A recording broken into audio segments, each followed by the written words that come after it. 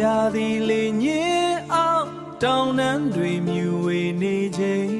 မုံမြေကရနံ့တစ်ခုလေးထဲမှာတင်းပြန်လာတယ်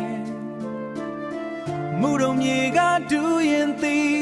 ရွှေရောင်နှစ်နဲ့ချိုလွန်သည်စာဘူးသူတိုင်းဆွဲလန်းသွားမိမရတဲ့အရာသာရှိဘုံကြီးနဲ့ထွက်ဒူးရင်သည်ချိုစိတ်လုံးလို့ရင်နဲ့ဆွဲသည်ထောပတ်လို့ဤတဲ့သားတွေကတခါစားယုံနဲ့မမေ့နိုင်ဘူး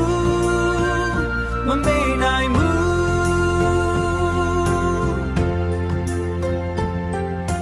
ရေ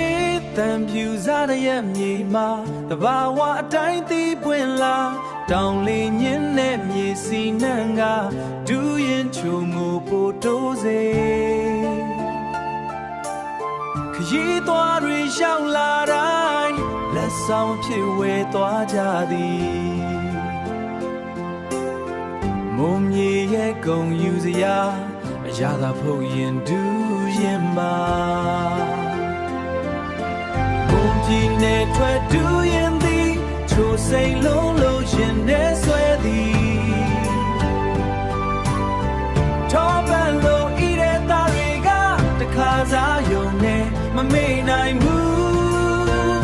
မမေ့နိုင်ဘူး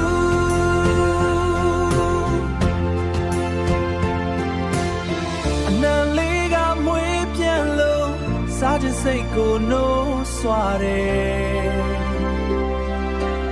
တလုံးစားပြီးနောက်တလုံးထပ်စားခြင်းစိတ်မရနိုင်ဘူးဘုံကြီးနဲ့ထွက်တူရင်သည်မြမပြည်ရဲ့နာမည်ကြီးတဘာဝရဲ့အချိုလက်ဆောင်စားဘူးသူတိုင်းချစ်သွားပြီ